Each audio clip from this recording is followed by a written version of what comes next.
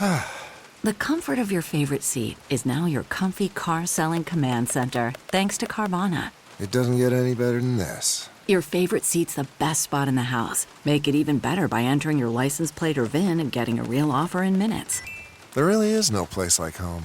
And speaking of home, Carvana will pick up your car from yours after you finalize your offer. Visit Carvana.com or download the app and sell your car from your comfy place. That's not just the sound of that first sip of Morning Joe. It's the sound of someone shopping for a car on Carvana from the comfort of home. That's a good blend. It's time to take it easy, like answering some easy questions to get pre-qualified for a car in minutes. Talk about starting the morning right. Just like customizing your terms so your car fits your budget. Visit Carvana.com or download the app to experience car shopping the way it should be. Convenient, comfortable.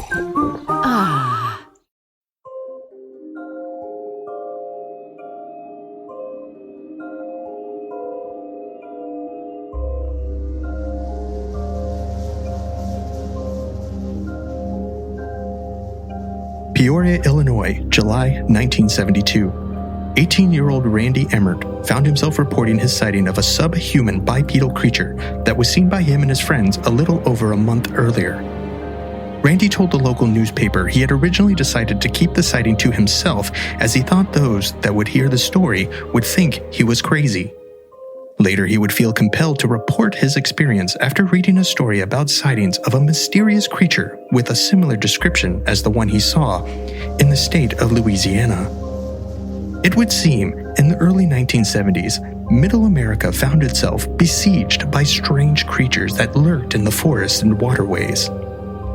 Numerous accounts of witnesses being pursued or even assaulted by inhuman beasts, often issuing out unearthly screeches and howls. One town in southwest Illinois found itself thrown into a monster hunting frenzy after one of these inhuman horrors terrorized 2 families in a single night. This case file joined the theorists as they indulge in a few alcoholic libations while engaging in slovenly deliberations pertaining to eldritch abominations with blood-chilling vocalizations in the Enfield Monster.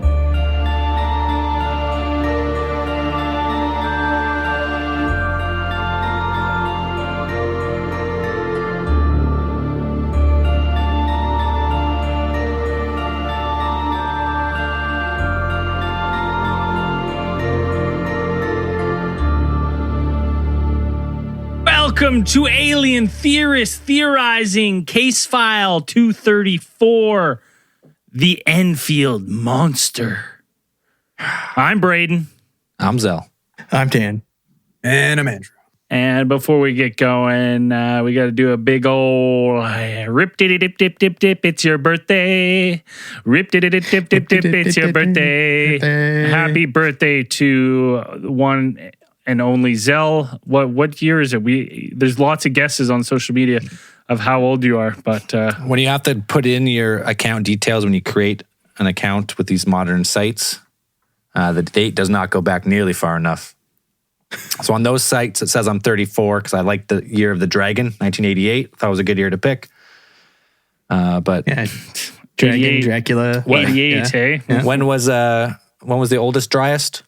Like 18,000 years ago, I believe. The older driest. The oldest of the driest is when I came here. So I lost count a long time ago. 34 in your current social media agendas. You already half cut? Half. Fairly cut? A couple at dinner. And you know what? Anytime someone offers to take you out for dinner, you get 8 beers. Absolutely. You're like, what's my limit? And they go, no limit. I go, all right. I go in, I order a beer, and I whisper to the server, Keep them coming. Every 10 minutes. Yeah. He's paying. Nice. Yeah, it's a good day, though. A Monday, nothing too spectacular for a birthday. Yeah. Not much you can do on Mondays. Anyways, this case file, we're back doing the monster mash on this one with a good old-fashioned monster sighting. Oh. It's been a little while. researching for this one, it was kind of fun because I was poking around on topics and things like this. So it's like we discussed it in the last, what was it? During our alien abduction theory, where it's always you want to find the topics and the events that like have a real physical encounter. I think those ones are a lot easier to take more seriously, at least in my opinion. With a timeline and right. And you have multiple witnesses, that can corroborate descriptions and things like this and what actually went down. And then actually having people who physically interacted with something, that's, as opposed to sometimes, you get a lot of just like, oh, I have these fleeting glance or kind of. I have an impression that something happened, some of these kind of, which a lot of times you have with alien abduction encounters. But this one. Not too often you get one that's a monster stepped on my foot. Yes. It's like pretty. So this one is mentioned before, the Enfield Monster, which the first reports of this unknown creature began around April 25th of 1973 in the southern area of Illinois. So the monster is named after Enfield, which is a village in White County, Illinois, United States. The population at the time of the sighting was probably around, the census has in 1970 had it at like 764. Current population 794. So experiencing rapid growth. Yeah, this place is fucking hopping. So it is. Yes, it is a very small town monster. Literally, kind of. So the first thing you get is that 10-year-old Greg Garrett was actually out playing in the backyard of his rural home while his parents were inside watching TV, probably watching like Gomer Pyle or something. I don't know, 1970s TV. And the parents were actually startled when Greg busted in through the back door and was crying hysterically. According to the boy, is some type of, the kid, for lack of a better word or whatever, just some type of otherworldly abomination, which seemed to be like to his description or a quick description that he gave was like from the best they could get from a hysterically crying 10-year-old, I guess, was their guess was probably around 5 feet tall. This thing had 3 legs that I could see. And of those legs, it also had short, stumpy little arms. Mom, Dad, which seemed to be an otherworldly abomination just stepped on my foot. He was a very verbose 10-year-old, I'm sure. High vocabulary. And he had it had claws at the ends of these small little hands. So I'm picturing, you could probably picture some type of like little T-Rex hand situation going on here. And it was covered with what seemed to be like a gray skin, and it was either just described it as being kind of either like a moist or like a slimy texture to it. With these large, and probably one of its most distinctive features is these large red eyes. Now, the boy was fortunate enough because this beast, I guess, caught him completely by surprise. Like it seems from his account that this thing kind of leapt out from some like a copse of bushes or something that were near him and just like pounced on him and actually stomped on his feet, like I imagine some type of like, how dogs or some types of those kinds of pack predators or something. I imagine like they go for the feet first, right? Because you're trying to think whatever. But fortunately for the monkeys for do that Greg, too, don't they? Going for feet? Yeah, they go for hands and feet. Ugh. I think so. Or they go for hands and feet, and then they rip off your face, your eyes and your tongue and your nose, and they just they rip off that everything off. else. Yeah, but I've heard that they bite off your hands and feet. Oh my God! I remember that lady savages. on Oprah. She had no face, no hands. Oh, that was the chimp that destroyed her. The chimpanzee attack. Oh yeah, that was was brutal. Not good pets, people. Don't take them. Right. No, it's not worth it. Well, Neither is Enfield Monster, apparently. Luckily for 10-year-old Greg Garrett, the monster seemed more preoccupied with his shoes than he was ripping off his face. Because are these the new Chuck Taylors? Well, if you think about it, say if those things were on loose and it pounced on him to grab him, and this kid like falls out of his shoes and runs away, and this monster is seemingly thinks that he's got his feet, right? He's gnawing with his little T-Rex arms, tearing those suckers apart. right before he leaps and bounds away. So maybe they just popped off his feet. They were too loose, but that maybe saved his life. So with the creature, that's what allowed the 10-year-old Garrett to flee and actually make it to the safety of his home with his parents. So after this, they calmed him down. But about now, in the timeline of the encounters of the things, like I said, you had multiple witnesses, and probably like the meat of this encounter, you could say, comes from about a half an hour later, where this creature would make a second appearance for that evening. And this time it would be in the Garrett's next door neighbor's home, where you have Henry McDaniel making the report. So Henry McDaniel was I guess they described him in the local newspaper as a local antique dealer. I'm sure he dealt in world's oldest tractors and such. No, the guy just he didn't miss a Sunday. Yard sales every time. Yeah. Never missed it. From what I read is like he refinished like old furniture and stuff. So like, yeah, he was like a modern day hipster. Yeah. just clean restoring beechwood and shit. Oh, that's not a profitable job, refinishing furniture. I'll tell you something. Yeah, it's not on your. You tell that to those Hallmark TV shows with the fucking handsome dudes with no shirts refinishing. Oh, you got to strip the lacquer. You got to sand down. Oh, it's not.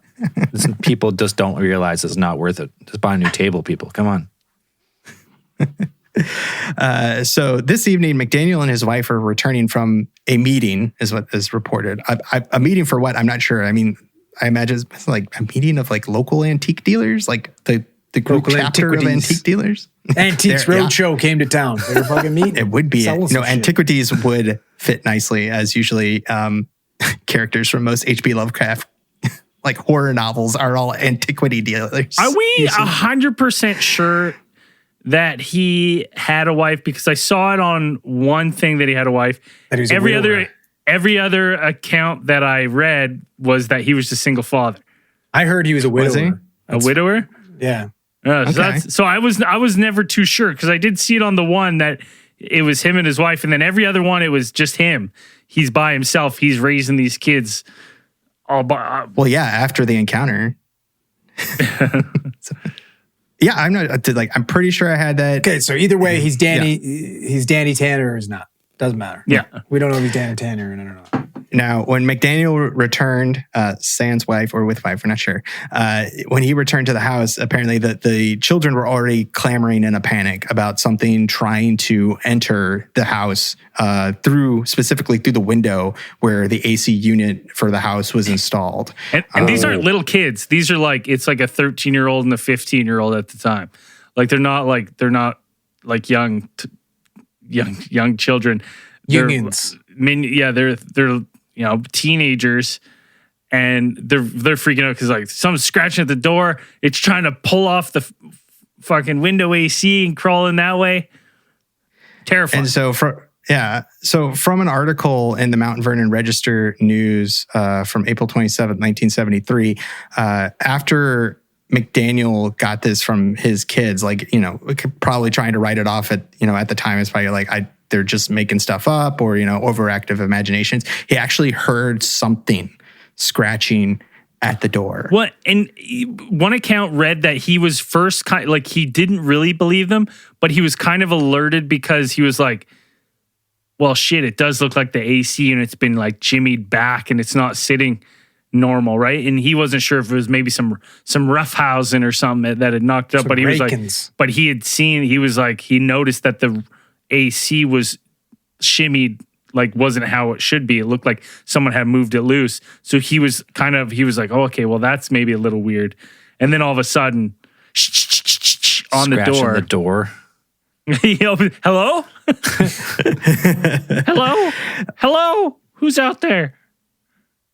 Well, yeah. So McDaniel, according to him, kind of flung open the door, and staring at him from right on his front porch was this creature of some type. It was nothing that looked like it could have been of this earth from the description. His description matches what Garrett kind of said that he saw. So you had this thing with these 3 legs, some type of a kind of short, stubby body, like malformed kind of body that you would imagine some type of creature that from this planet, not very well formed. You have the two little short T-Rex arms coming out. And then it said one of the things that struck him as a distinctive quality was the 2 pink eyes as big as flashlights. So, oh shit. So there's like these 2 pink eyes staring at as, reddish eyes or something that from some reports, like these things were actually glowing. So, or giving off, either reflecting or giving off their own light, kind of depends on when they're looking at it, I guess. And then it stood about 4.5 feet tall, is grayish colored, and it was trying to get into the house. Like they're scratching at the door. Yeah, he opens the door, sees this thing. They have a moment of like, panic. And he's just like, nope, shut the door. Wrong house. So wait. So let's stop there for a second. So they claim it's a tripod alien or creature. So that's what they describe as like it seemed to be like whatever it was situated on and how it was standing. It's definitely not bipedal, but there's just the definite mention between Garrett's description and McDaniel's description is that it had 3 legs, even like 3 even legs, or this thing was hung. That's what I was about to ask. Big fucking time. A 3rd leg. Like that's why he's scratching on everybody's door because he wants to show you. Be like, hey, what do you think of this? Huh? Impressive, isn't it? Can I interest you? Yeah. What do you think? Hello. And then 2. So we're talking. So T-Rex arms, right? 2 little T-Rex arm coming out of the breast area. Like one joint. Arms. Like one joint just in the wrist or something. Can't really get much into it. Yeah, with little claws on the hands. So that's what he's scratching the door with. He's just like getting real close. Real close. Okay, I got a picture. Yeah. Oh my God. So what if this thing's just got a fucking foot fetish? It didn't attack the kid, so he just fucked his shoe. Well, I was gonna say, does he have bad eyesight? But then they said there's 2 giant flashlight. So I'm talking like spotlight size eyeballs, right? Yeah, I mean, but for them, flashlight, like a 1970s flashlight, so probably like the size of like a mag ones. That's a big. That's a giant eye, though. That's a big eye. Like a tennis ball. That's a big tennis ball size. It's about the eyes on this thing. Right? It's pretty big. Probably about that size. I was actually surprised by how much actual artwork there is of the Enfield Monster out there. It's unbelievable.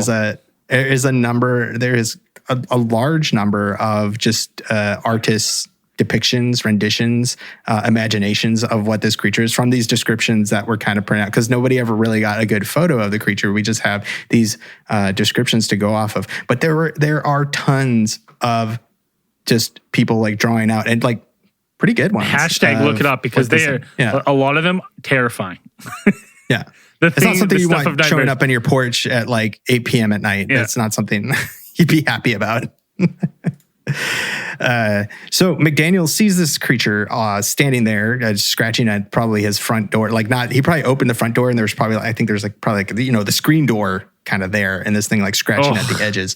He catches it like scratching there and then he slams the door shut and of course, a very American response, or probably anybody, a universal response, is that he heads into his bedroom, into his dresser, where he keeps get me my gun. Boy, get my 22. Not a highly effective handgun to really ward off a 22. You could fucking turn his insides into a blender, man. With a 22, you're fighting a cryptid. A 22 right now, but it's just gonna ricochet. Tall. It's gonna ricochet inside. And fucking just eviscerate all his fucking organs. Not necessarily. What if it hits a bone first, then it's going out? Well, yeah, but it could. It could. Like that's why we anything like you shoot that thing in the stomach. Oh fuck. Yeah, but we're talking. If you shoot let's say if we're talking about human soft skin, but you don't know what this fucking cryptid's got. It's got gray, oily, moist skin. Alligator skin. It's glistening. Looks like a slimy elephant. Yeah.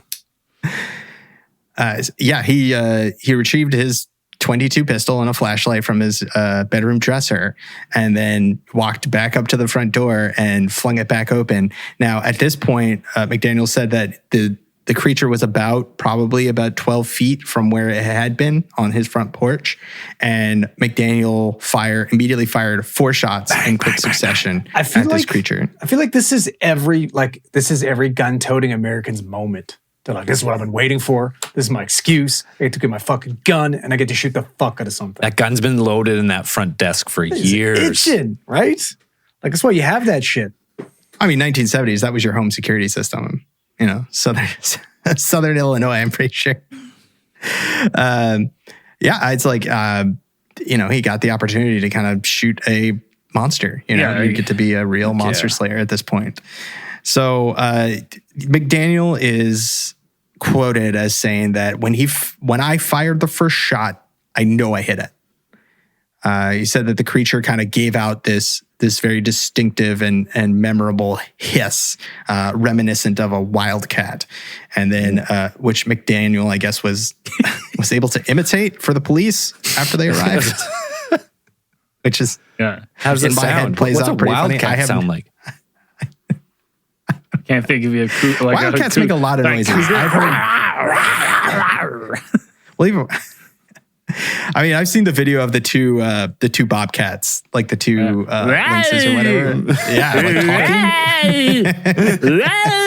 Like That's pretty close, I think. That sounds about right. That's pretty good, actually. Yeah, not bad.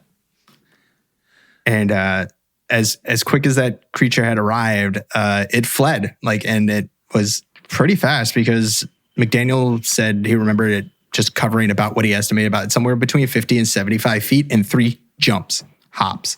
Like it didn't like scurry off. It's got these 3 powerful legs, I assume, but it's just 3 jumps. Like 50 to 75 feet in 3 jumps.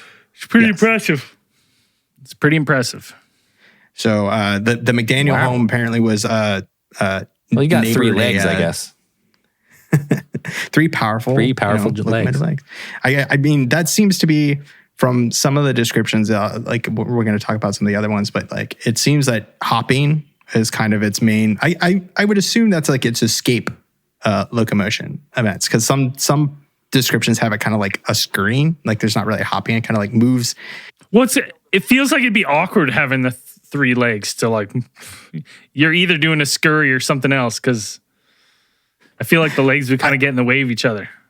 I think, I would theorize that that's like its escape mechanism, right? It's like normally when it's just kind of, when it's in normal, it just kind of like, wanders around. 3 legs kind of moves around. It's, 3 legs wouldn't be that bad, if you're you're a creature adapted to that kind of locomotion. I think it might be pretty effective. I could see you swinging 2 legs forward. And one back leg. And then one swings through the middle and propels you as the other 2. I like that. I like that a lot. I could just imagine like how I could just in my mind I can just picture this creature running like that. So it's more of a gallop then. Yeah. 3-leg gallop. But its back legs jacked. Yeah. Yeah. They didn't make a note on how big the back leg. It's twice the size. It's a tree trunk. It's a big old veiny leg. Yeah. Oh yeah. Big veiny triumphant motherfucker back there. This thing's fucking Quadzilla. Yeah. It needs a new name. Never skips leg day. Never. Just the one leg though. Yeah, the other 2 just vestigial legs.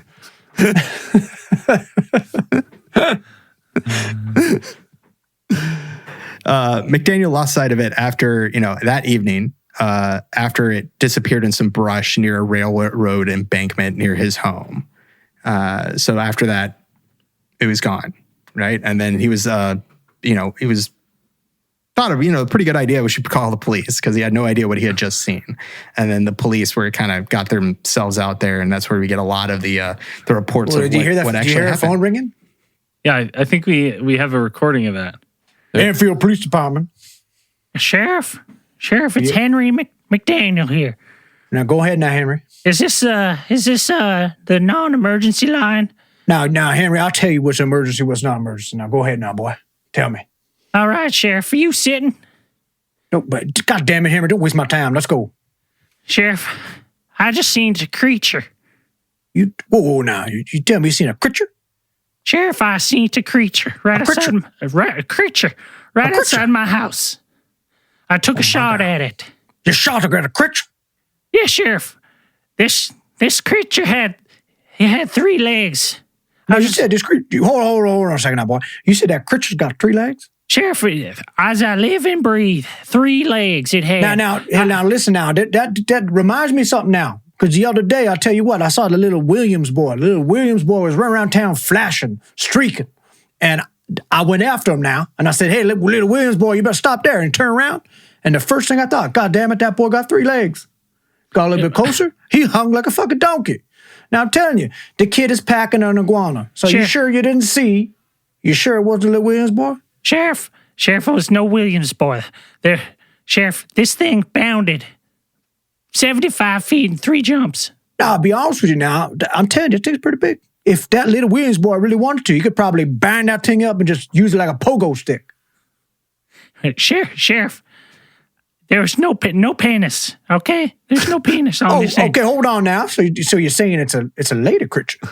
Sheriff, what? It's a lady creature? No, Sheriff, I don't know if it was a man creature or a lady creature, but it had 2 little hands coming out of its breast area.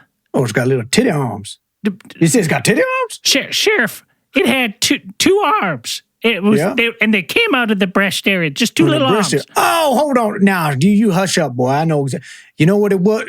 You got little old Louise Sullivan. She's going for her nightly walks. Now, everybody knows Louise Sullivan. She got those 5 to 6 inch nipples. And those things are pointing out everywhere now. You better not have shot Louise Sullivan, boy. Sheriff, I know it was not Louise. Well, then what the hell was it? Well, hey, you guys ever heard of that show? It's the Crocodile Hunter. There's those they jump in South Africa. Now, get on to it now, boy. What are you talking about? What you on about? A kanga. Is it a kanga? The kanga. The kangaroo. Kangaroo. Boy, Kangaroo. The adults are talking here now. Kangaroo. Henry, go ahead now.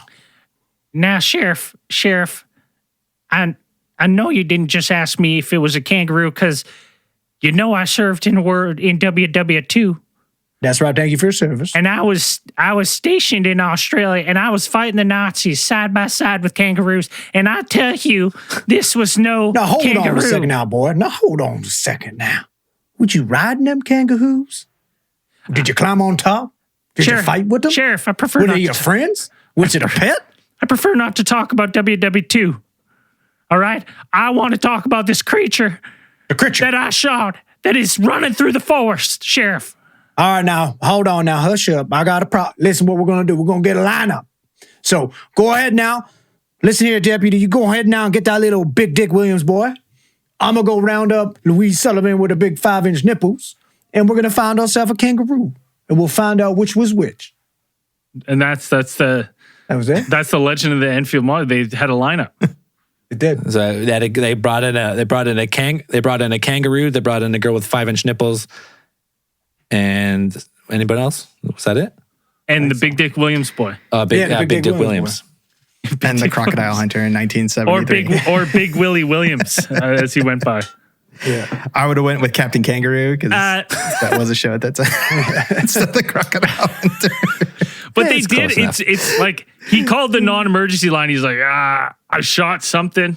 I don't know what it is.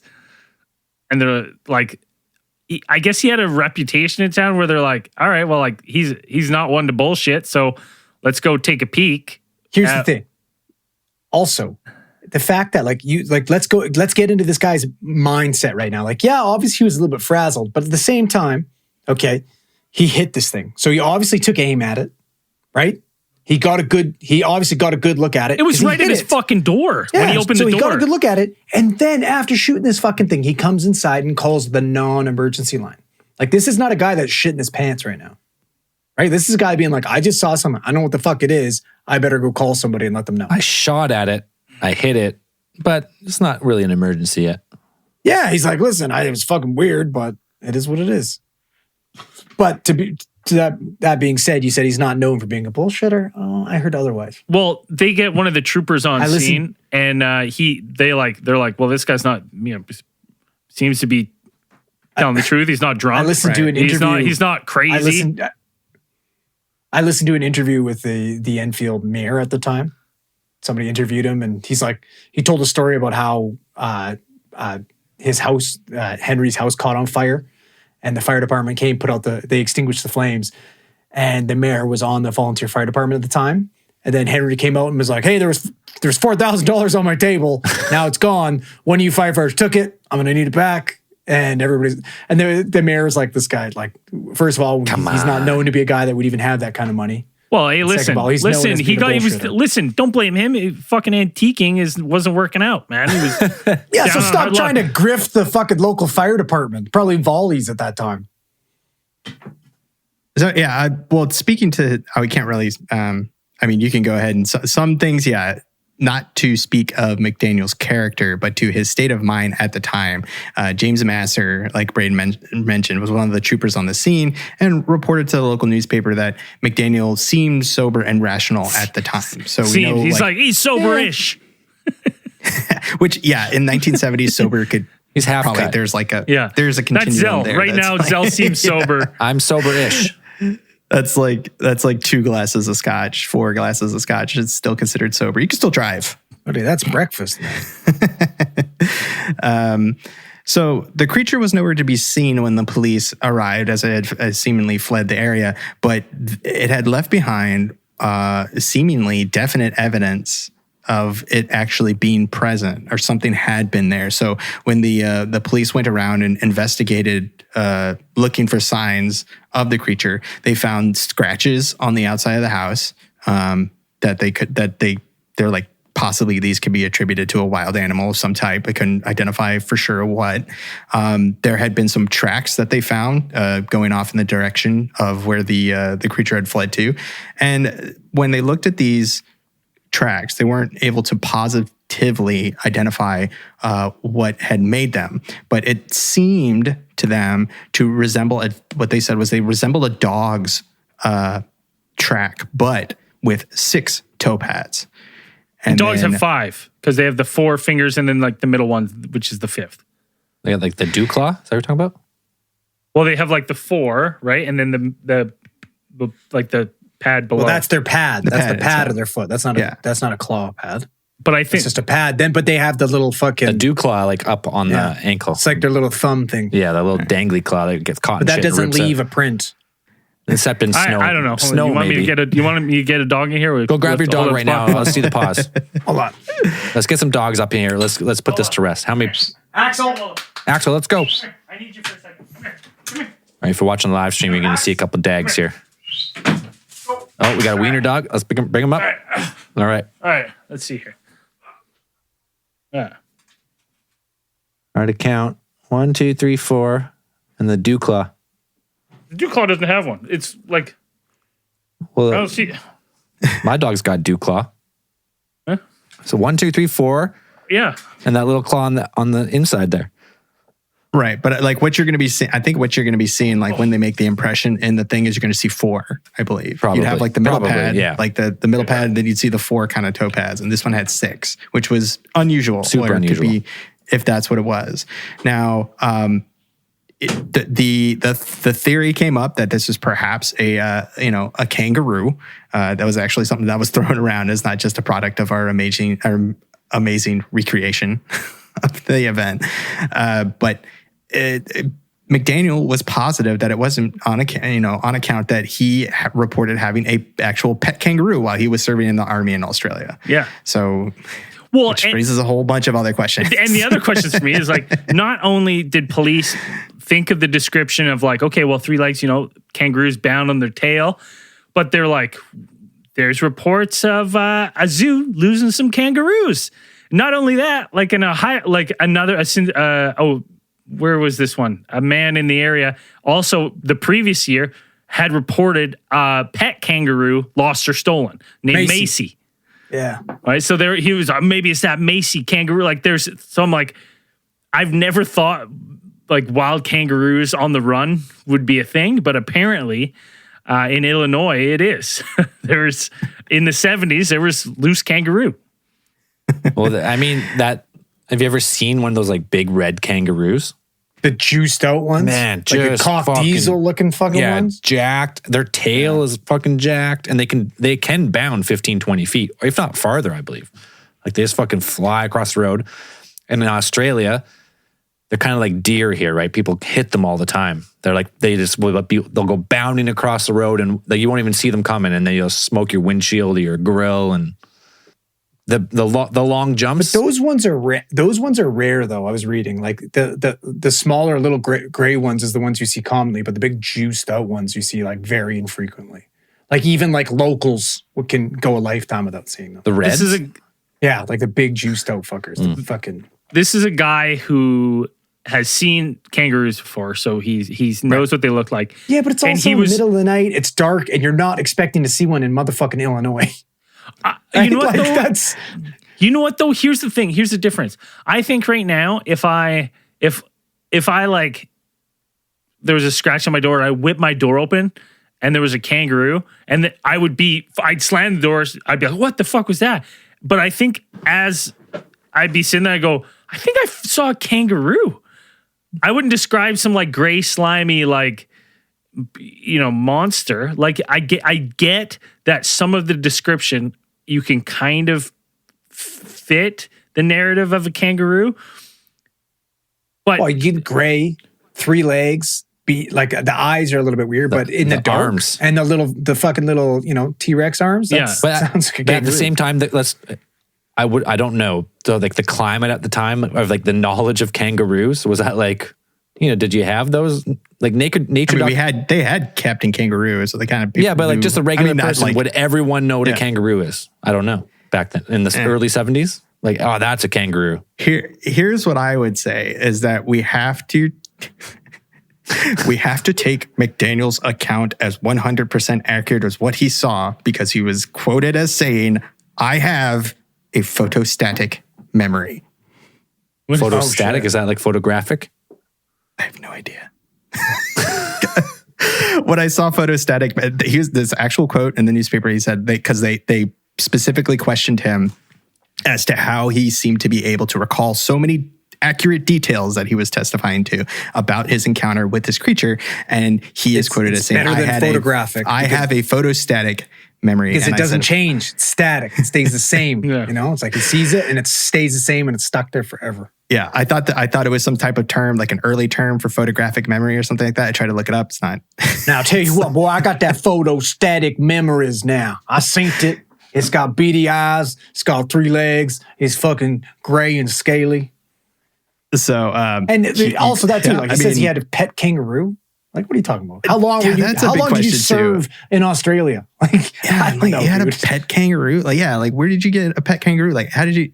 I feel like that would, if I were the investigating officer, that would throw my whole investigation off, because I would just want to talk about. I feel like pet kangaroo. But I also feel like the guys are like, listen, man, it kind of sounds like a kangaroo, and he's like, kind of embarrassed, being like, motherfucker, it was scary. It was definitely not a kangaroo. And then he kind of maybe embellished, like, oh, I fucking had a pet kangaroo. I know kangaroos when I see them. Yeah. Whereas, maybe he doesn't. The other thing is interesting is like, I've never seen a kangaroo up close in person, and are they like raccoons where they'll try to like get in places like they're looking for trash? Well, they're like vermin in Australia, are they not? I mean, I've seen videos of them like they are like Andrew said, like they're not the juiced ones, but like, I'm sure it would be kind of scooting around and whatever. If these were ones, so yeah, I saw the the possible theory with the supporting reasoning that there is perhaps, escaped circus things, because that was a thing. And it's really weird to think about that now. I was kind of thinking about it the other day. I was researching for this, like how things have changed, but it's like you would have like a train of the circus, right? You had the circus on like a train tracks, like you'd see a train of like the circus going by with all the animals, very Indiana Jones and the Last Crusade kind of thing. Dan, just before we get too far, I just got to make a quick call here. Call on fucking our professional here, or correspondent, or expert. Sure. G'day, mate. Good day, Byron. Oh, yeah. I just got a quick question about kangaroos. Gotcha. Please give us your personal opinion on kangaroos and any facts and knowledge you know about kangaroos. We're talking about kangaroos right now. Gotcha. They're absolutely fucking delicious. Oh, he eats kangaroos, all right. Ask him if they hiss. Meat out there. They started off as because they're pests, as dog food for people, and then they realized the good properties of them, and now it's like a freaking suave, fancy dancy bloody meat and costs a shitload of money. But it's really good eating. It's a bit more gamey than deer. Okay, it's good eating. Artisanal. Okay, what's Braden's got a question here? What is it? What's do they hiss like? Would you say they hiss like a wildcat, or have you ever heard one hiss like a wildcat? Do they hiss like a cat, like a wildcat, or what kind of noise do they make? I don't know. I've never really been close enough or pissed one off because it's not something I want to get amongst. I know they can't walk backwards. Can't walk backwards. Okay. No, them and emus, which is why they're on our coat of arms as well. Did they get in their garbage and shit like backwards. Do they their freaking legs work and stuff? Right, because they got that fucking. So they got like a tail. So they kind of like they got like 3 legs almost with the tail, right? Yeah, and the way they bounce, and the reason why they bounce around, because it's actually more efficient for them because their tendons like super elastic, so it's actually more efficient for them to bounce in long strides like that for pace than it is to like run or whatever. Right. Do they have a problem getting into your garbage on your porch and shit? No, not where I was. They're more just bloody. Grass feeders, they'll dig the shit out of your freaking farms and stuff like that. Where I was, there weren't that many of them, but up north they'll dig up the ground and destroy crops and stuff like that. So that's why they'll cull them a lot because they're a pest in that regards. No, and what's the most common kangaroo?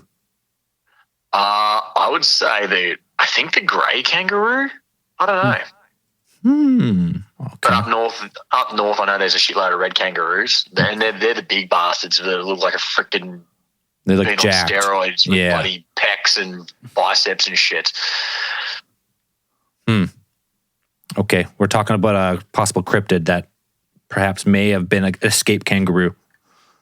I think in Dreamtime legend there is like a big beast, scary kangaroo, like big, like crazy bastard. Oh, like Aboriginal legend? Yeah. From memory, I'm not 100% sure on that. I might look it up. Hashtag look it up. Hashtag look it up. All right, Byron. Thanks, buddy. Cheers, mate. Happy birthday. Have a good one. Thanks. Bye. It's interesting because I'm like, why is this thing trying to get in the house? Like if it was a garbage pest, right, and it was smelling something inside, but it doesn't sound like that's the... It's more of like a pest if you had a garden or a farm, it's going to dig up your shit. This is like, if it's part of the fucking circus, though, could be like potentially a domesticated kangaroo. This is true. Yep. Right? Could be used to the garbage, used to eating scraps or whatever it can get. Yeah. But that's also saying that like the description... When you listen to the descriptions and you actually like listen to Garrett and McDaniel's descriptions, I don't listen to those and go kangaroo. If you take that description and go, let me fit that into something that I know and could kind of make it seem like I don't want to be scared. So what could it possibly be? I'd be like, okay, well maybe a kangaroo, but I'm like, the similarities are there, but I don't really see that leap. Or bound to kangaroo. Didn't see that 20-foot bound. All right, just before we keep going with the case because there's some more stuff we got to touch on, some more theories. We're going to grab a quick beer, take a short break. We're going to be right back.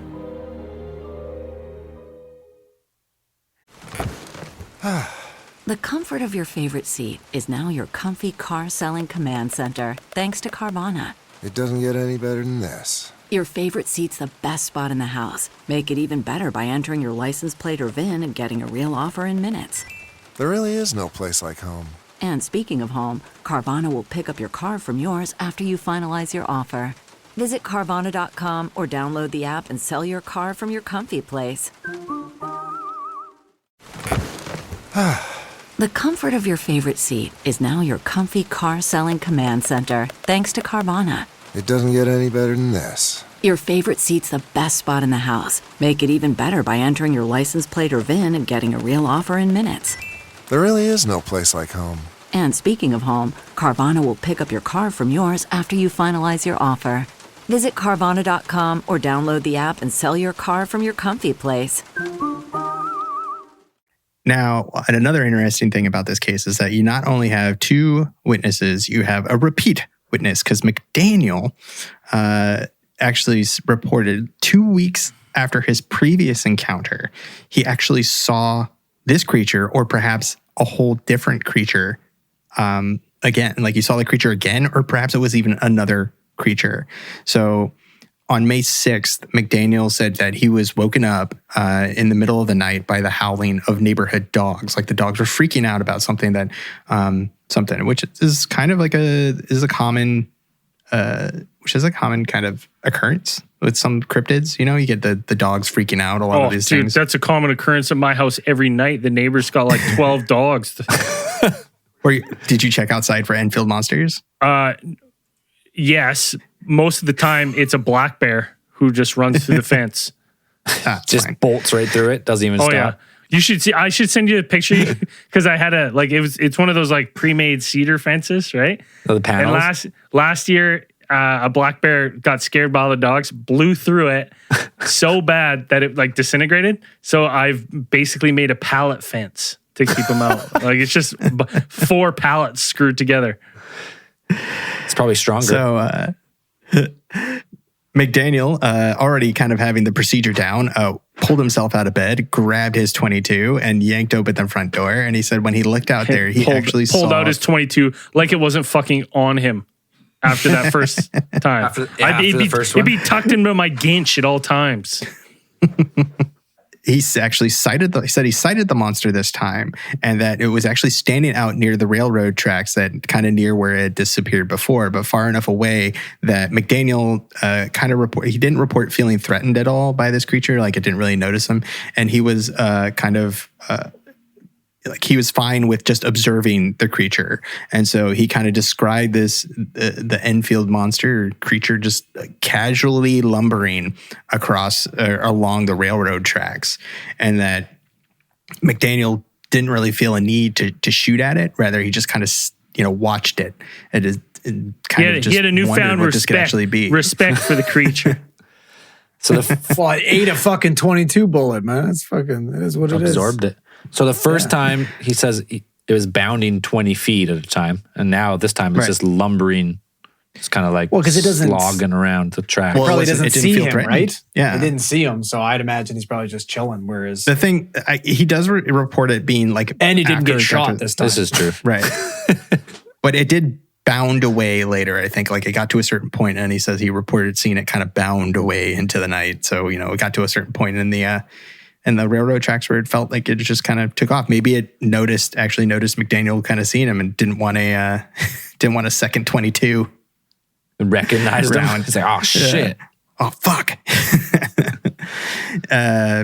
So the first report was kind of a one-off, and I think the newspaper, when they reported the first one, while researching this, there was kind of like a spate. There was like an actual during the early 1970s, there was kind of a rash of monster sightings all across the kind of like American Midland. Like, it was like from Louisiana, like all the way up to Illinois and like Wisconsin and those areas. You have this kind of like local newspapers are covering a number of monster things, but it's usually just one-off. So you'd have like a person would see a monster and then would be like, and then you just, okay, maybe they saw something, maybe they didn't. But this was one of those rare occurrences where you had a witness sight a creature twice in the same area. Creature twice in the same area. So this actual report, after the second printing, this pulled on and triggered a huge wave of monster hunters coming to Enfield to hunt this beast. Well, we'd be there 100%. There's the next monster flap, we're there. There's no doubt about it. Not a fucking chance. Are you kidding me? So you had monster hunters, you had cryptid hunter, you had actual like people. Let's stop on monster hunters here for a second. How many people? Take a guess. How many people do we think go by the title of monster hunter as their career. Wow, Well, we have mountain monsters. So there's at With the least mod squad? 4 or 5 of them. You got fucking I play Dyer. Monster Hunter Rise. Rick Dyer, I guess. Nintendo Yeah, Switch. Rick Dyer. right. There are millions of he's people who play Master Monster Hunter Tracker, on Switch. so it's What? tough. Oh, yeah, right. Monster the game, right? You tried to get us to play that before, actually. Never. I never took. So good. But yeah, so I don't know. I might put it on my resume now, but Depends what Well, job honestly, you're though, applying for. honestly, it's like, okay, for real, like, say if, we were all living there, Zell, and it was like, up in the upper woods of Smith Creek for the last 2 weeks, people have been reporting this monsters. What are the odds that we would? What are the odds that we wouldn't be up there with our 30-06s putting around? I'd be know living what I in the mean? woods for sure with my Winchester 30-30. Yeah, that's what I think. What? 100%. If there's Bullshit. Bigfoot every 3 days, someone's seen Bigfoot. Someone's seen Bigfoot. Someone's seen Bigfoot. We're gonna be there. We're gonna be living in the woods. I'm not necessarily gonna. I'm not gonna shoot it, but I got to see. But you're gonna go looking for it. Yeah, I got to risk your life. Yeah. I don't think there's any. Yeah, there's okay. no way that if you've seen Bigfoot and you had a gun, you wouldn't shoot him. Listen, yeah, I've been in the heat of battle with all 3 of you, and you guys were all just as scared as me. Zell broke his gun. Braden was fucking shaking. I don't believe that shit for a goddamn second. Did Going up in the woods looking for a monster. Get fucked. Come on, though. Once No in a problem. lifetime. Yeah, I mean, it's fun to be like, oh, yeah, of course we'd do that. But in real life, not a chance. 100%. Be like, well, I'm never going past Rutland. I don't think we'd get you to do it. Yeah, we wouldn't get You Andrew wouldn't to- either. We wouldn't get There's Andrew to no do way. it because when Andrew says he's gone camping, then Instagram pictures come out. He's just at a condo. No, it was a woodsy condo. It was close to the was- lake. you know what the problem in is? the woods. The problem is I would have to go because somebody would fucking call 911 for your mangled bodies after you guys got butt bucked by fucking Sasquatch. Yeah. Then I'd have to come and scrape you up off the ground. Hey, you know what? That makes 2 good stories. Yeah. After you get split in half, you see what it did to that kid's shoe? What's it going to do to your ass? Live podcast from the woods with Starlink internet. Yeah. Hey, we've already done a live awesome. podcast from the woods. Wasn't live. Or I guess it wasn't we did live. record it Yeah. in the woods. But like this fair. McDaniel going and constantly saying now that he's seen it again, and this, it's like it's starting to draw media attention. It's starting to, like people are getting interested. People are coming down to the area, and this pisses off the sheriff, who's like, "Listen, buddy, if you keep inciting all this panic, I'm going to put you in jail for inciting a panic." Mass hysteria here. Yeah, there's a bit of justification for what the sheriff was kind of saying to McDaniel. Yeah, McDaniel was out here, telling this story over and over again, and they had at least one incident where they said they had 5 hunters that ended up getting arrested for hunting violations. Which I don't know, like. Didn't we discuss that you can get a Bigfoot hunting license? I think you have to get a. There were license some to hunt states that Bigfoot. had a And some Bigfoot. states, Yeah, there right? was some states with a Bigfoot license. Well, I'm going to say, I think it's crazy that everywhere doesn't do that. Anywhere that does hunting licenses should offer a Bigfoot hunting license for $50. Because great guess what? moneymaker. I would buy it every year. Every single year. there's I no would way. buy I it. mean, just in case. Just in case, 100%. Just in case. $50. For the off chance that you see Bigfoot. Right. So Genius. they arrested him on that account, but also they judged them to be a threat to public safety after apparently they opened fire, all 5 of them, and the same time, which they claimed that they had seen some type of gray, hairy looking creature that they spotted in the woods. So I just imagine, dude, I'm 100%. This is like Bunch of mountain Elmer monster Fuds. shit. It's like, there it is. It's like Predator. And they're like not even shooting in the same direction. They're just like all shooting like over each They're all other. back to and, back. like, All back to back, just shooting at the woods.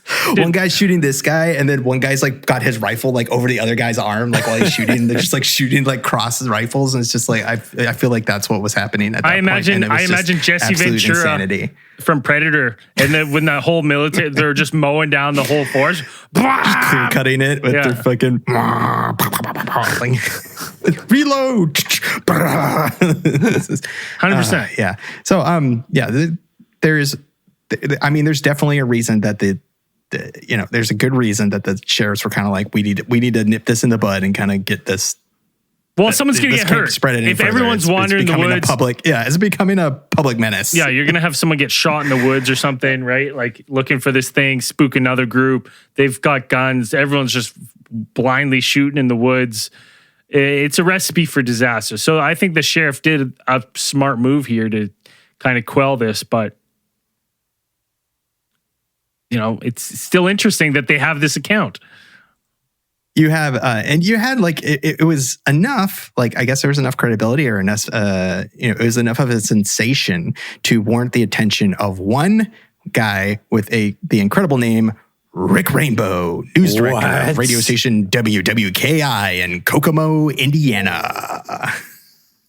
Which I thought Kokomo was a real place, like because it's in the Beach Boys song. I always thought it was a real place, like somewhere in the Bahamas. It's not. We can take it fast. Right. What? We can take it slow. That's not where I want to That's go. where we want to go. No, that's a wicked radio name. They're like, WKXP, Rick Rainbow. WKI. Yeah, I thought Kokomo was a place in the Caymans or like the Florida Keys. It's not. There is a Kokomo, Indiana, and a couple other places. Kiss the Rainbow with Rick Rainbow. But Rick Rainbow came out here looking for the intention of could be citing, like a child. He could be like a kid's performer. Right. One of those skinny like rinky dinky guys. Yeah, with his guitar and rainbow suspenders. My kid would jam out to Rick Rainbow for sure. I would, if my name was Rick Rainbow, I would have to. You have to. Hey, out of everyone here, your name is closest to being Rick Rainbow. This is true. Who? Dan. Oh, Dan. Yeah. Like Dan could have an alter ego right now, Rick Rainbow, no problem. Absolutely. It's pretty dope. You know what? Dan is looking for a new job, so yeah, it's hella dope. Keep it in mind, Dan.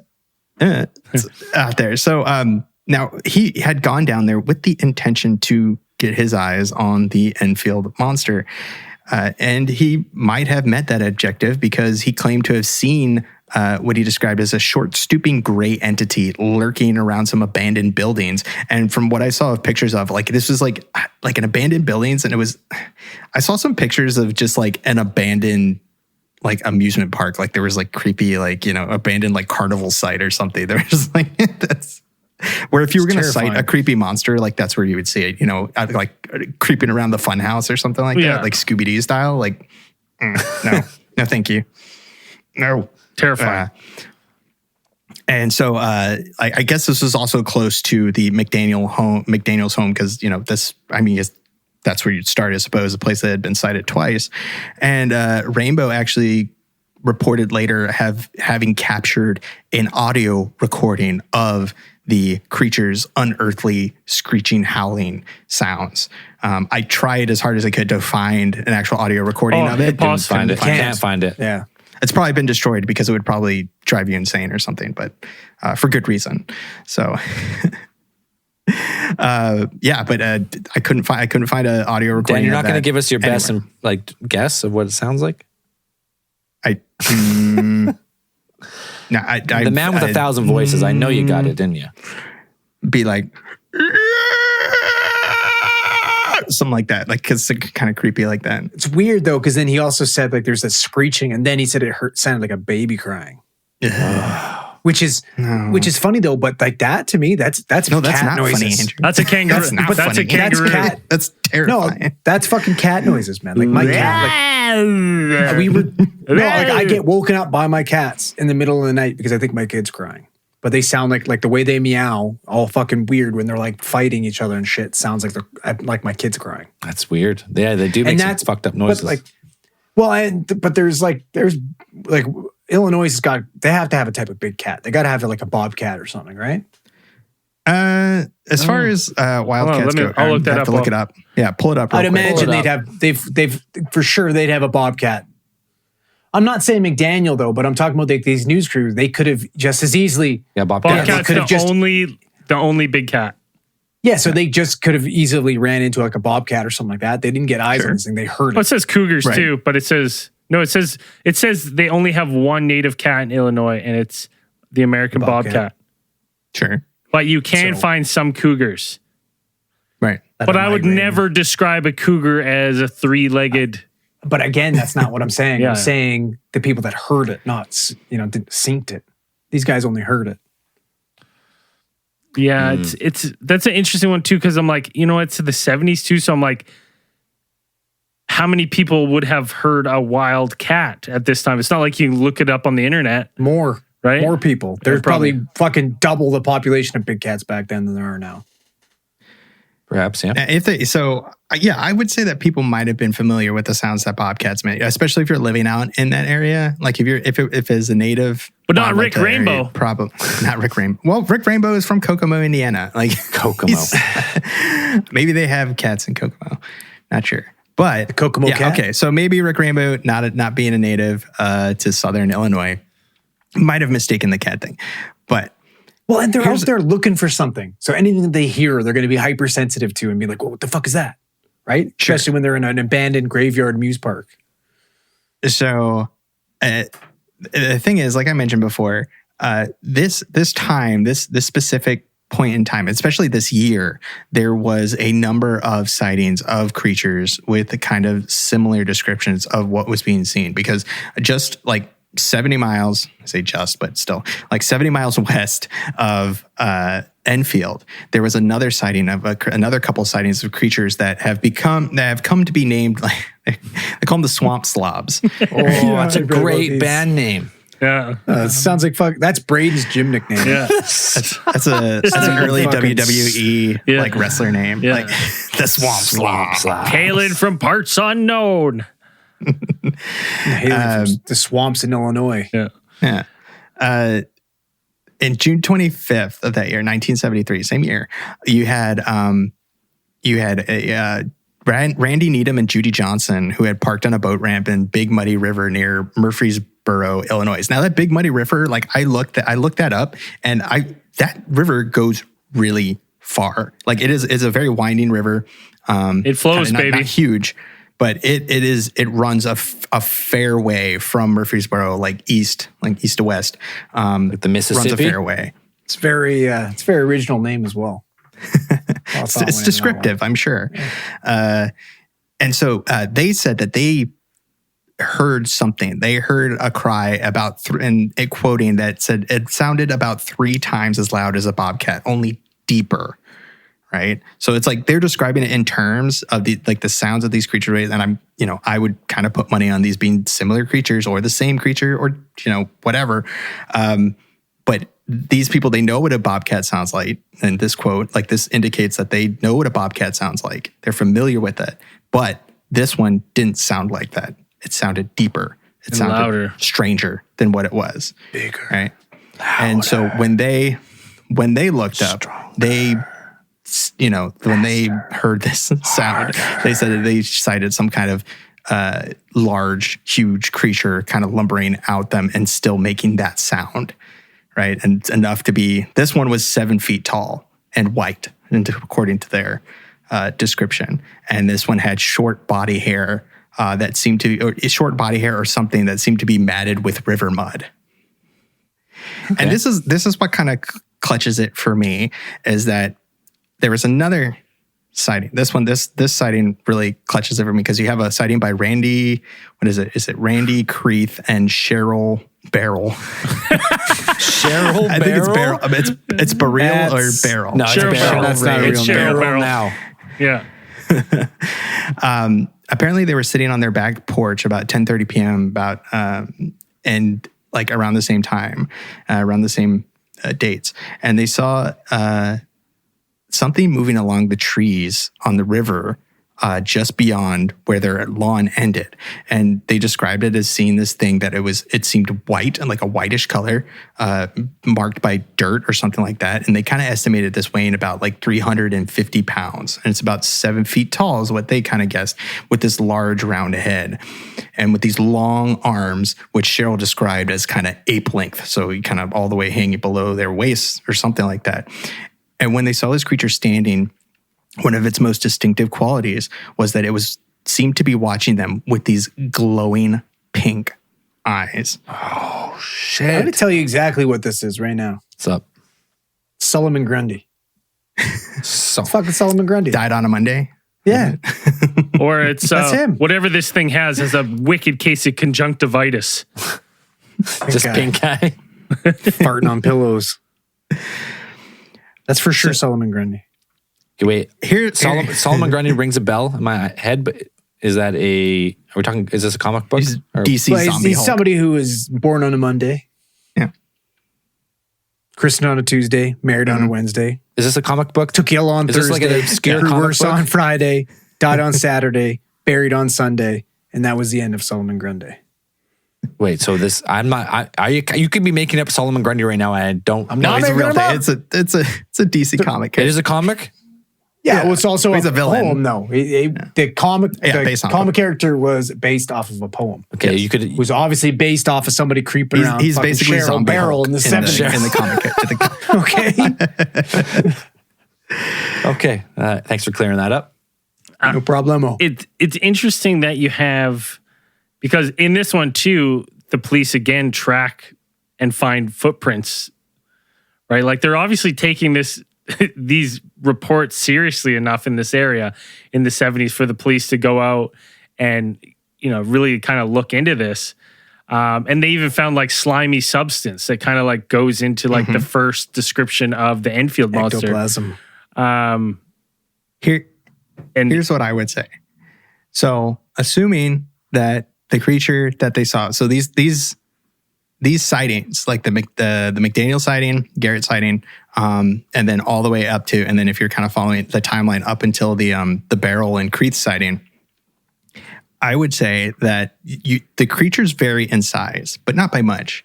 And that what if this creature that they sighted at first was some type of, because they described it as being slimy, right? And then later you get these descriptions of it being like either short hair or hairy or something like this.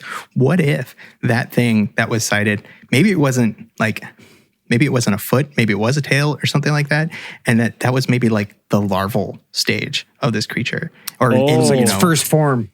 its first type of form. And that when it metamorphed or it kind of changed. So you're saying that third leg was a dick the whole time? Yeah, absolutely. And then the rest of the body just caught up to the dick. grows for proportion's sake. Well, think about it, because it's a smaller creature there, and like the locomotion is a little bit different. It's like hopping and stuff like this, but then it kind of turns into what they describe later. The swamp slob is more described as being a bipedal creature. Well, it's gonna say though, like the dimensions of the swamp slob, like that, like don't get me wrong, it's big, but that's like those are all achievable by a human. Like, but what if it grew out of that thing? Like I get that. early But stage. what if the swamp slob is just a fucking greasy dude living in the swamp? I mean, you could say you could say the same thing about Bigfoot. It's like, but what? That's what I mean. Like he's 7 foot tall and maybe 350 pounds. He's 7 foot tall, homeless dude. Fucking Shaq. Yeah, That's it's Shaq. more scary than Bigfoot. Like, It's interesting to me that like you have this like 3 years like where you have a monster flap, right, in this area where the police are taking these accounts seriously. I really feel that if I called the police down, was like, hey, I think I saw like a three-legged slimy thing, I don't even know if they would come. Right? Like, you know what I mean? Yeah. So it's like it's interesting to me that where I'm like, well, obviously to me looking at this area, I'm like, well, people had seen stuff where they're like, these reports are taken seriously, which makes me wonder that what's in the area that's either drawing these things in. And I like your idea, Dan, that maybe this thing evolved into what we're seeing now. But I also was thinking like maybe this thing is shrieking because it calls those other little things with the 3 legs, right? And it's like, I'd also make the case for that is, it is some type of highly adaptable, maybe, quickly adapting mutation or something like that. Like because, it? Or if you think back, the thing. Well, I would say like when you go back to the McDaniel encounter and he said he shot it and that got some type of reaction from the thing. He said that he hit it, right? Later on in the encounters, like even the ones like you had 2 hunters that were in the Enfield area during the kind of the monster hunter frenzy, they reported like opening fire on some type of creature in the brush, like kind of this whitish, grayish looking creature. And they said that their bullets had no effect, that this thing didn't even slow down. So what if it was adapting like while on the fly, like it started to become like its skin became tougher because it needed that. Like it started to adapt to its, bipedal locomotion weird. seems to be the kind of, the dominant trait for the dominant species. Maybe it was just morphing, like it was just adapting to its surroundings. You know what this area of Illinois is the nickname of? Like that's what they called it? What? The Devil's Kitchen. Wait, isn't that That's a comic legit. book reference again? That I'm. No, that's Hell's Kitchen. This is real. Like they call this Devil's Kitchen. I can't It's tell. got Devil's Kitchen Lake and shit like I that. can't tell with you anymore. There's so many why the references fuck I would don't you- understand. Why would you name it Devil's Kitchen Lake? Because it's fucking. There's monsters everywhere. That's why the wouldn't devil's you? bacon is monsters, man. Yeah, out of clay. 7-foot tall fucking Solomon Grundys with big dicks. I like that though. It's like some sort of adaptable thing It's a that's hellmouth. growing, right? Which makes you think like, what happened after June 25th, 1973? Where is this thing? Right? Is it seeing obviously along, like- or does it It hasn't hurt anybody. that we know of? We would have heard of something. There was no like. Is there fucking any missing sudden people? rise and missing people around this Do you time. see any more 7-foot homeless guys creeping around the swamps anymore? They're all gone. Swamp thing? 'cause the swamp love got them. Back on that, calling the cops on Bigfoot or any cryptid, I would never say right away, like, hey man, I seen Okay. Bigfoot. I would say, hey, there's an intruder. I need help. Of course. And then when they got there, I go, it was Bigfoot. I'm pretty sure. May or may not have been Bigfoot. I'm 98% sure it was Bigfoot. But I couldn't tell you that over the phone because you fuckers know you're not going to show up. So I tell you it's an intruder first, then they're going to show up. Then you tell them it's Bigfoot, and then they go, okay, what do you want us to do about it? And I go, Kill it. kill it. What do you think? Help. Yeah, so I hope you guys brought your Bigfoot hunting licenses. So the name Devil's Kitchen came from Native Americans and pioneers of the region that reported strange sights and sounds and unexplained phenomenon, and that's why. Then their only excuse for it was it could only be the work of the devil. So why they Oh, called that's it pretty the Devil's badass, Kitchen. actually. Right. So maybe that thing's like a devil's creature or something. Like it's some sort of Absolutely. demon that's adapting and changing and We're growing. not sure if it's always been there. Now or is it's it the something that governor. just recently arrived. I don't know who the governor of Illinois is. No, isn't it Obama? There is, and like remember the first story with the kid who got his shoe mangled. Yep. Right. There are accounts that he did end up admitting that he made that story up because he wanted a pair of new shoes. Oh, come on. So but get this, the guy that went to go try to like track him down to talk about him, they talked to the mayor about it, couldn't talk to him because in his early 20s, he was shot in the back by his wife with a shotgun. Whoa. Yeah, dude. He married the Murdered. monster. Shot in the Apparently. back? She Yeah. was the monster. Yeah.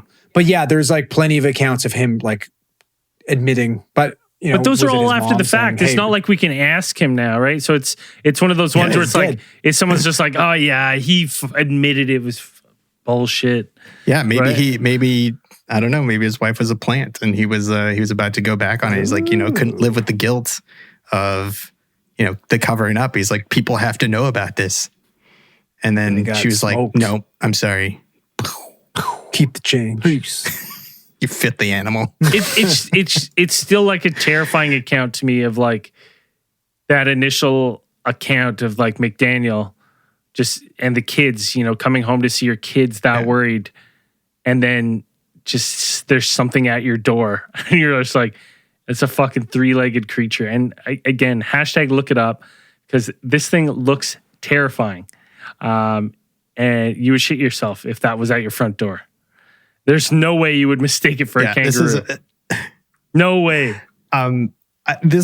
This account and like the whole kind of the event surrounding it is to me, it was very reminiscent of like a H.P. Lovecraft story, like a 1970s H.P. Lovecraft story, like of some strange creature harassing a purveyor of antiquities. Yeah. If you want to put it that way, you can word it that way, which is like 80% of H.P. Lovecraft stories. So this one is interesting to me, and I found it kind of fun. Aside from poor Garrett's now his ending apparently, but That's rough. the whole thing is just kind of like it's a really wild one of those ones where you have multiple witnesses and you get the fun monster hunters descending on a town. Rick searching Rainbow. for this thing. Yeah, it's an interesting case, and Rick Rainbow, lots of personalities in it. Like, this is a very cool case to that we got to cover. So yeah, enjoy it. A little different cryptid too, you know? Yeah. Aside from the fact that there might be some kind of shape-shifting otherworldly monster That's fast prowling around the Big adaptable. Muddy River in southern Illinois. So that's another place that we probably want to avoid for now. For now. Until they get the Enfield Monster hunting licenses, and then we can go. No matter what cryptid license you could purchase in your state or province, just buy it, just in case. Yeah, gotta have it just in case. 100%. I don't condone just opening fire on things in the night. Make sure it's But Bigfoot. make sure. Anyways, to start blasting. Yeah, Just walk out there and start blasting. it's again, this one is, it's interesting, all the accounts in quick succession. And there's tons of other stuff. There's like a poltergeist in Enfield too that was pretty famous. Like Enfield's got a That was in England. That's England. Is it? Oh, I thought it was in the same spot. We talked about about that one. Did we talk about the Enfield poltergeist? Yeah. Didn't remember that. But so maybe it's just a place with a monster flaps. That could have been a case file you were post 6 beers, and we'll let it slide. Maybe. Anyways, interesting case file for sure. Yeah, let us know what you think. You know where to find us. alientheorist.com. All the links are there. You can't miss it. Who do we got this week for Theorite of the Week? Oh, we have Put that toque back on.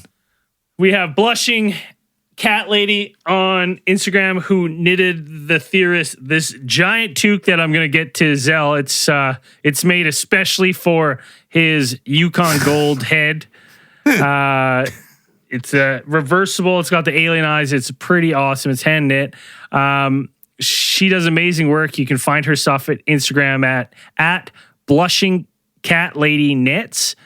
She's got tons. She actually made an unbelievable like alien turtleneck sweater where the turtleneck flips up to an alien head. Amazing stuff. And thanks for this. I will make sure Zell gets it on his monster dome. Yeah, I won't need a pair of earmuffs to make it fit my dome. So, Well, you know what's funny? I'm going to throw it in the dryer after this, so when you put it on, it looks normal, so everyone thinks your head's this big. perfect. Always looking out for me. As we always say, if you want to support the show, support your favorite podcast, alientheorist.com. Find the link for the support, the Patreon, the Supercast. Help your boys out. Ad-free, early. Help independent podcasting. We'd appreciate it. This week's newest supporters: Star Boyden, Mark Pearson. This guy did it just for my birthday, I believe. Zell is by far the best one. A full year pledge by Willie Fistergash. And that's a top tier. Top tier full year New pledge. top tier. Absolute Woo. legend. Oh, shit.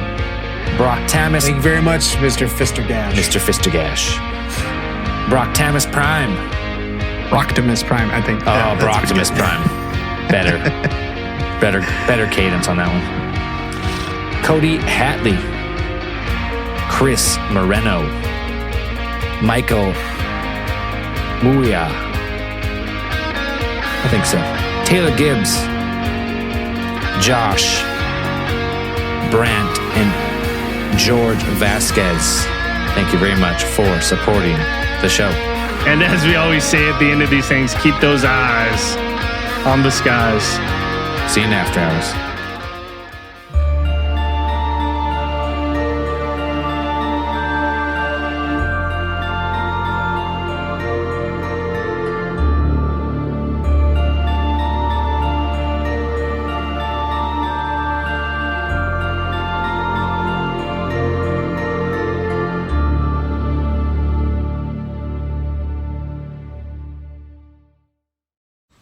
Man, that sunset is gorgeous. Grill, patio, sunset. Hard to get better than that. Unless you're browsing Carvana's inventory while you soak it all in. Oh, burger time. So sit back, get comfortable. Carvana's got thousands of cars under $20,000 just waiting for you. I could stay here forever. Carvana, where car buying meets comfort meets convenience. Download the app or visit Carvana.com today.